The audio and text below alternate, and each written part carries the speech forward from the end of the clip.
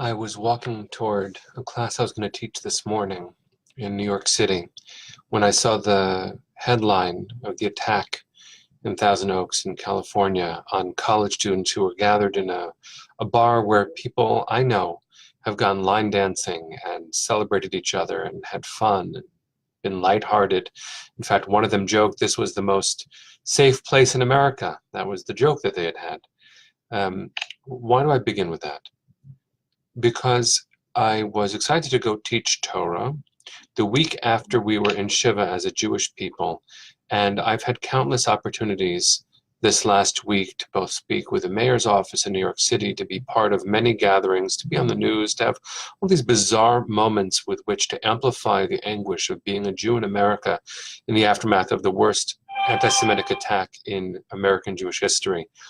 All of this happening, maybe recovering a little bit, and then seeing another mass shooting. And so then I began to do the teaching, and I looked around the room, and people who were there vote in radically different ways, feel very differently about the Second Amendment, and here we are trying to grapple with the pain of being in a world where gun violence happens all the time. And when Jews mourn, it is with a specifically Jewish trope. But this morning is a reminder that we are not alone in being ravaged by violence, hatred, extremism, and not just lax gun laws, but a government unwilling to value life more than the fetishized worship of weaponry. And so I stand here, I sit here, and I am trying to do my best to see not only the headline that was screaming at me, screaming at all of us, the truth of the world that is screaming at us. I'm trying to see no less that than what I also saw 2 blocks later, which was a very famous sculpture of the word hope that is situated in Midtown Manhattan. And so I want to reach for the hope. I don't know exactly how to do that today, but maybe the Parsha can be a grounding for us. I wish for us to be present together as a healing, active, resilient community, Jewish and beyond.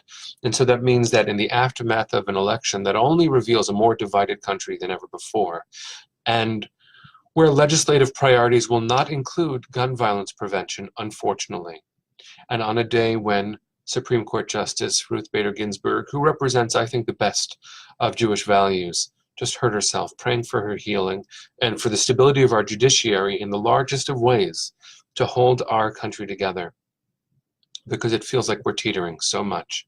Here's what I'd like to share. In this week's Parsha, Toldot, we have a very famous moment where Rebecca, who with Isaac has just begun the next generation of our people's story. She is pregnant with twins.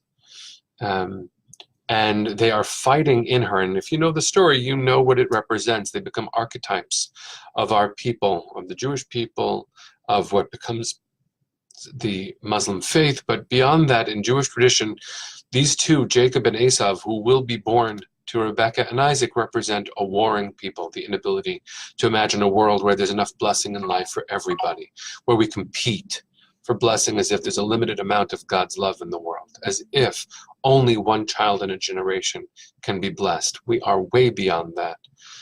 But in this moment, Rebecca feels this pain, goes and asks God, which means goes to an oracle actually, and says, what's going on? What is in me? Why do I feel such pain? And the prophecy is your children will war, one will be at the other, and then one will rule the other. That is premised on a worldview where there's only enough love and blessing for one kind of person to succeed, one group, exemplified by one ancestor, to be blessed and have. And her answer has to be our answer, because if that is the way the world will be, where in order for me to be okay, you won't be. And if you're okay, I'm suffering, which is a classic ancient way of seeing the world, where we only have enough water and love and land and gold and oil and money. She says something really important for us to hold on to, which is, Im kain, lama ze anochi. If that is the way it's going to be, if all of my life's work, if the future that is within me, says the mother, Rebecca, our mother, our matriarch, our teacher, Im kain lama ze anochi. If that is the case, that's the way it's going to be, why do I even exist? How could it possibly be that this is the way the world must be forever? Im kain lama ze anochi. So let's ask that question right now. Number one, we have more than enough pain as the Jewish people for an infinite number of lifetimes. But we are not alone in the world suffering the pain both of violence and extremism and hatred. Anti-Semitism might be the most old way that people hurt each other, and we have been the targets of it throughout time. But is it the only hatred that the world is encountering right now? Islamophobia, homophobia, white nationalism, extremism, misogyny, racism. If all I can experience is my own pain, then I'm going to be left saying Im Kain Lama Ze Anochi over and over and over. If this is the case, why am I? It's all about me. My pain is the pain of the world. In the end, the answer must be, because my pain is shared, because it is wrapped up in being a human being, part of a very complicated moment in human history, because the pain is shared, not only can I be comforted in this unfortunate, horrific way, recognizing that it is to be truly American to be affected by the gun violence epidemic.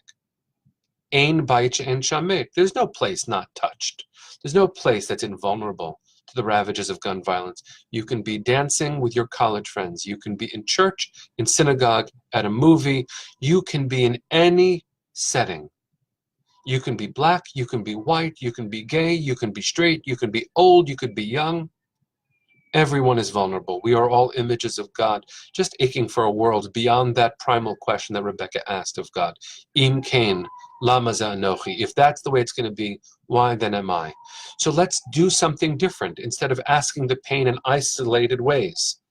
I am not alone as a vulnerable self in this world. In fact, I'm not alone as a self in this world. I'm created in the image of God, and so is the homeless person on the street, the migrant who just wants to come home to somewhere safe, the children at a bar in California, the older people worshiping in a synagogue in Pittsburgh. All of us are the same. And all of us are in some kind of pain together.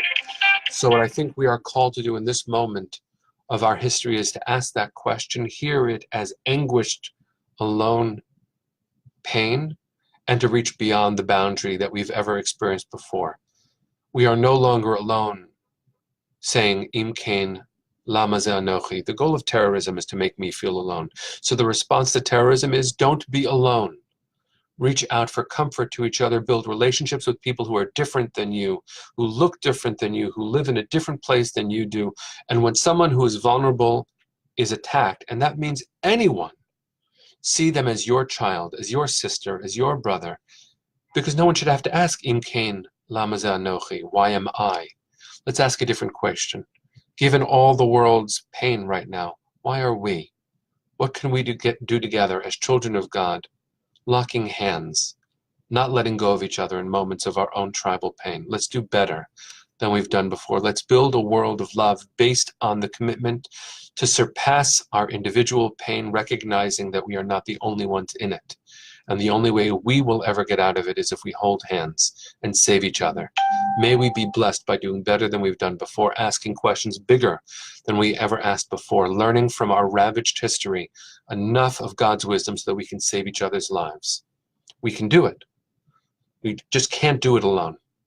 That's what we have to learn. We are in this together. So may we be in this together and find a way to dance again. That's what God is waiting for. That's what we're waiting for. And I believe it's in our futures. I think it's a choice we get to make.